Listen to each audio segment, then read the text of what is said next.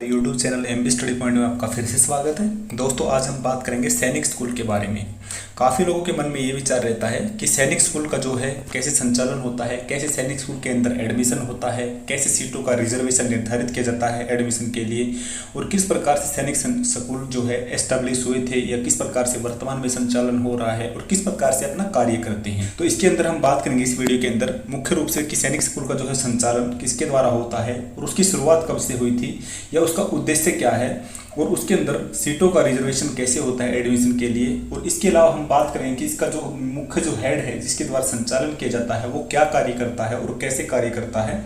और सैनिक स्कूल के अंदर में किस प्रकार के जो हैं एलिजिबिलिटी टेस्ट होते हैं या एंट्रेंस टेस्ट होते हैं एडमिशन लेने के लिए, उन सब के बारे में। तो आइए स्टार्ट करते हैं। बात करेंगे सैनिक स्कूल की जो शुरुआत हुई थी। सैनिक स्कूल की शुरुआत हुई थी 1961 में, और उस टाइम के जो डिफेंस मिनिस्टर थे हमारे वी.के. कृष्णा जी के द्वारा जो है इनकी शुरुआत की गई थी। उन्होंने सैनिक स्कूल को जो शुरू करने का जो श्रेय जाता है वो उनको जाता है, क्योंकि उस टाइम के जो रक्षा मंत्री थे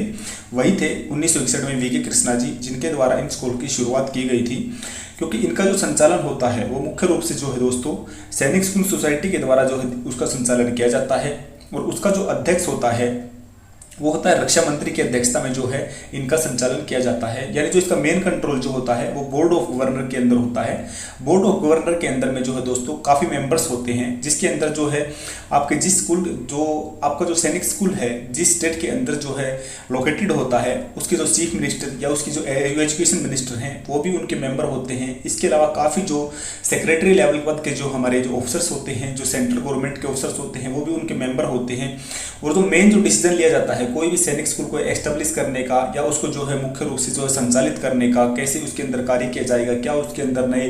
रूल और रेगुलेशन जोड़े जाएंगे, कैसे उनकी फीस का निर्धारण किया जाएगा, ये सब जो संचालन किया जाता है ये बोर्ड ऑफ गवर्नर ही करता है। बोर्ड ऑफ गवर्नर की जो सोसाइटी है जो सैनिक स्कूल की वही करती है ये सारे डिसीजन। और इनका जो चेयरमैन होता है वो मुख्य रूप से जो भारत का डिफेंस मिनिस्टर है, भारत का जो रक्षा मंत्री है वही इनका चेयरमैन होता है। यानी इनकी जो मुख्य जो डिसीजन लिए जाते हैं वो भारत के रक्षा मंत्री की अध्यक्षता में ही लिए जाते हैं।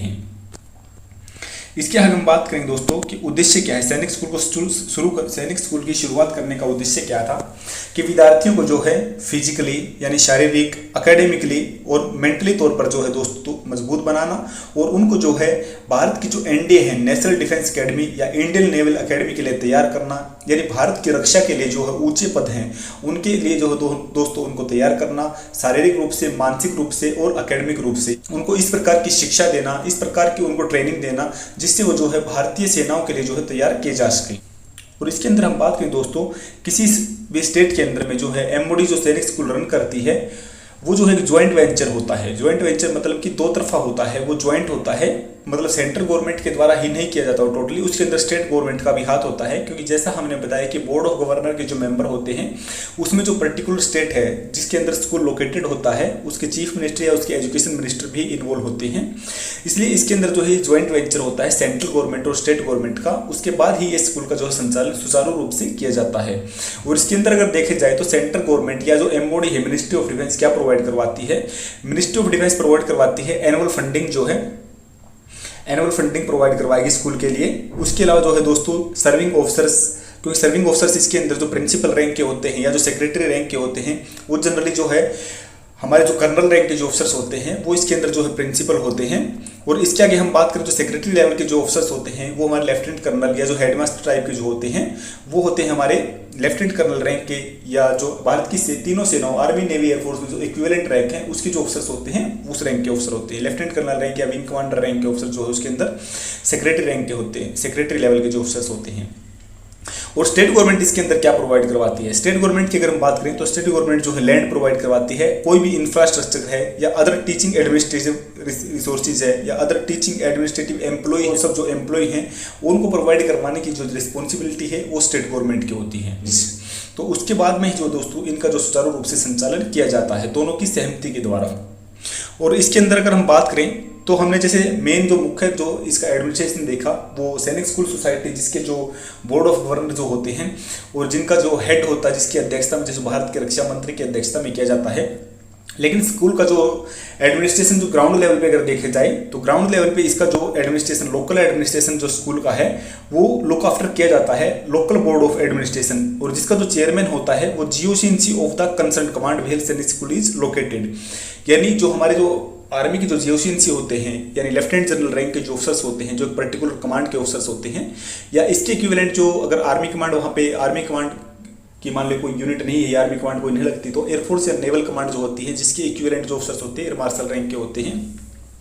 तो उनके जो हैं वो चेयरमैन होते हैं। लोकल बोर्ड ऑफ एडमिनिस्ट्रेशन के जो चेयरमैन होते हैं वो जीओसीएनसी रैंक के लेवल के जो ऑफिसर्स होते हैं, लेफ्टिनेंट जनरल रैंक के ऑफिसर्स होते हैं, जिस कमांड के अंतर्गत वो स्कूल आता है वो स्कूल लोकेटेड होता है।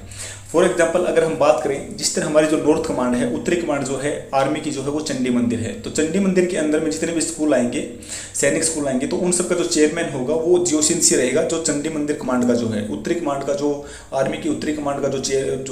जीओसीएनसी है, जो चीफ है, वो रहेंगे उसके सैनिक स्कूल के लोकल एडमिनिस्ट्रेशन के चेयरमैन। और अगर एडमिशन की बात करें इसके अंदर, तो इसके अंदर 6th क्लास से एडमिशन स्टार्ट होते हैं, 6 to 12 जो है इसके अंदर एडमिशन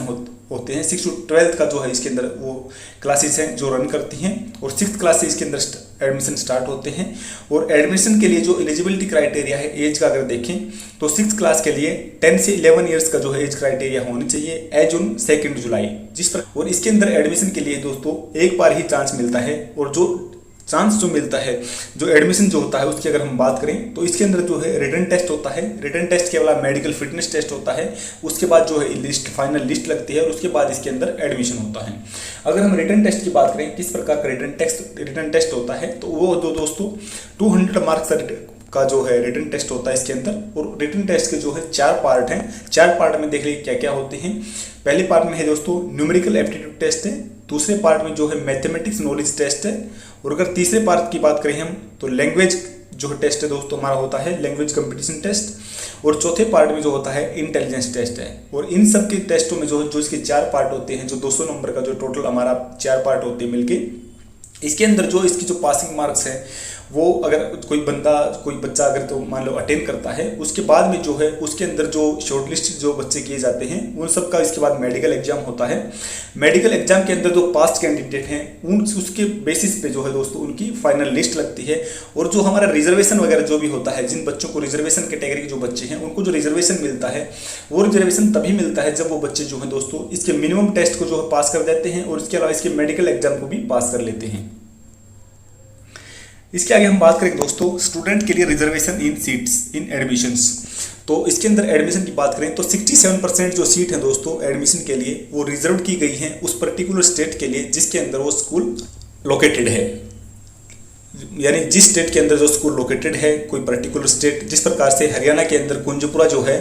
कुंजपुरा जो सैनिक स्कूल है वो हरियाणा के अंदर लोकेटेड है, तो इस प्रकार से जो है दोस्तों कुंजपुरा के स्कूल में एडमिशन के लिए 67% सीट जो है वो हरियाणा के बच्चों के लिए रिजर्व रहेंगी। इसके अलावा 33% जो सीट रहेगी वो अदर स्टेट या यूनियन टेरिटरी के लिए जो है अलॉटेड रहेगी।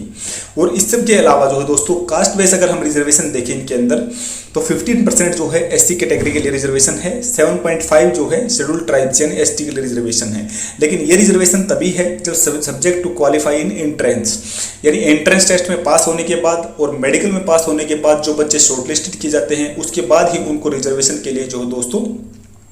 कंक्लूड किया जाता है। रिजर्वेशन उसी बेसिस पे दिया जाएगा जब बच्चों का जो है पहले एंट्रेंस टेस्ट क्वालिफाई होना चाहिए, उसके बाद मेडिकल टेस्ट क्वालिफाई होना चाहिए, यानी फाइनल लिस्ट के टाइम पे जो है दोस्तों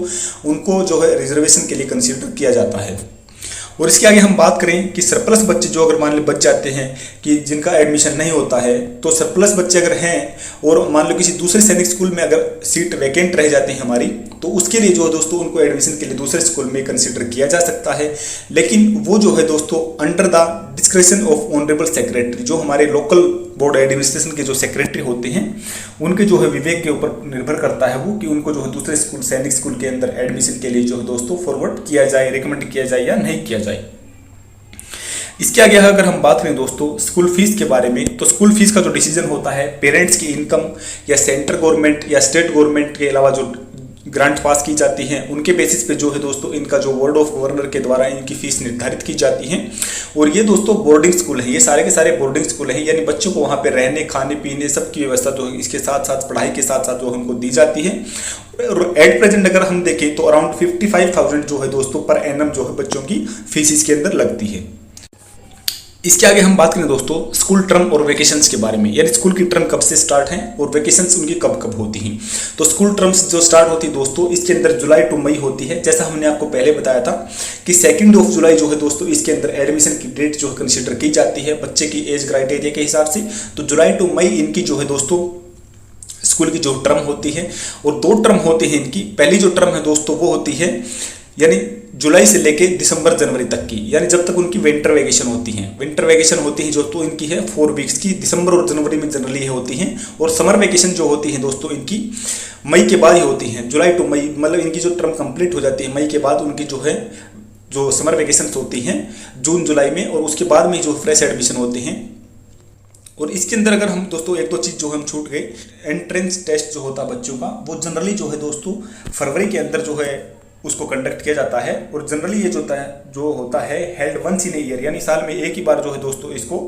कंडक्ट करवाया जाता है। और इसके आगे अगर हम बात करें कि जो केंद्र सरकार जो हमारी है उसका जो एम क्या है, केंद्र सरकार का जो एम है दोस्तों वो अभी तक जो है